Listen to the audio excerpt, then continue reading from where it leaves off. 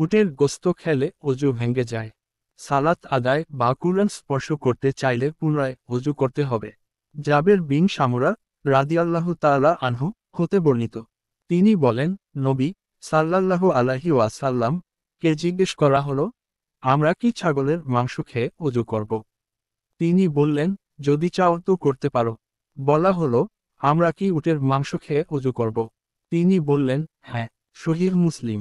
তিনি আরও বলেন, উটের গোশত খেলে তোমরা অজু করো। মুসনাদ আহমদ, আবু দাউদ, তিরমিজি, ইবনে মাজাহ, সহিহুল জামে 3006 নং। নবী সাল্লাল্লাহু আলাইহি ওয়াসাল্লাম যখন ছাগলের মাংস খেয়ে অজু করার বিষয়টি মানুষের ইচ্ছাধীন রেখেছেন, তখন বোঝা যায় উটের গোস্ত খেয়ে অজুর ব্যাপারে মানুষের কোন ইচ্ছার স্বাধীনতা নেই। অবশ্যই অজু করতে হবে। অতএব উটের গোস্ত কাঁচা হোক বা পাকানো হোক, কোনো পার্থক্য নেই। গোস্ত লাল বর্ণ হোক বা অন্য বর্ণ, খেলেই অজু ভঙ্গ হবে। উটের নাড়ি ভুঁড়ি, কলিজা, হৃৎপিণ্ড, চর্বি, মোট কথা উটের যে কোনো অংশ ভক্ষণ করলে অজু ভঙ্গ হবে। কেননা রাসূল সাল্লাল্লাহু আলাইহি ওয়াসাল্লাম এক্ষেত্রে কোনো পার্থক্য বর্ণনা করেননি। অথচ তিনি জানতেন মানুষ উটের সব অংশ থেকেই খেয়ে থাকে। অজু ভঙ্গ হয়ে যাবার পক্ষের মতো ব্যক্ত করেছেন ইমাম আহমদ বিন হাম্বল রহমাতুল্লাহি আলাইহি, হযরত ইসহাক বিন রাহওয়াই রহমাতুল্লাহি আলাইহি, হযরত ইয়াহইয়া বিন ইয়াহইয়া, আবু বকর বিন মুনজির, ইবনে খুজাইমা, ইমাম বাইহাকী প্রমুখ এবং মুহাদ্দিসগণ থেকেও আমভাবে বর্ণিত।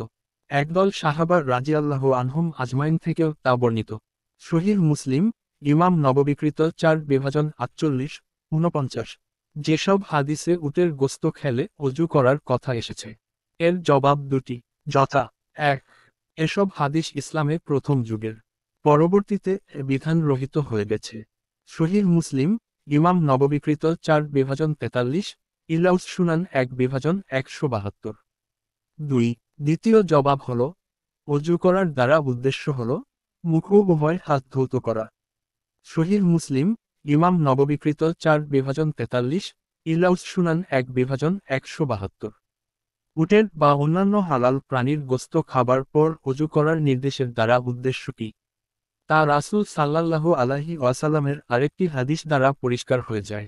হযরত ইকরাশ রাদিয়াল্লাহু তাআলা আনহু থেকে একটি লম্বা হাদিস বর্ণিত হয়েছে, যার শেষের দিকে এসেছে, উটের গোশত খাওয়ার পর অজুর কারণ। রাসূল সাল্লাল্লাহু আলাইহি ওয়াসাল্লাম বলেছেন, উট শয়তান থেকে সৃষ্টি হয়েছে। ইবনু মাজাহ 769। অন্যত্র তিনি বলেছেন, প্রত্যেক উটের পৃষ্ঠে শয়তান থাকে, সুতরাং তোমরা তাতে আরোহণের সময় বিসমিল্লাহ বলো। আহমাদ সহিহ হাদিস 2271।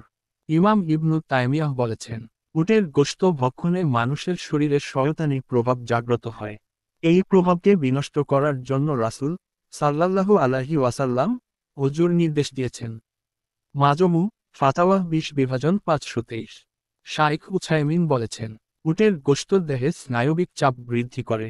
ওহু করার মাধ্যমে তা হ্রাসপ্রাপ্ত হয়। শারহুল মুনতে 1/308।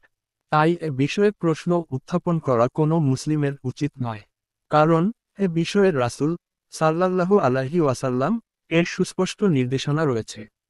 মুসলিম মিশকাত 305। এরকম আরও অনেক ভিডিও পেতে লাইক দিন, কমেন্ট করুন, শেয়ার করে আপনার বন্ধুদের দেখার সুযোগ করে দিন এবং চ্যানেলটি সাবস্ক্রাইবও করুন। ধন্যবাদ।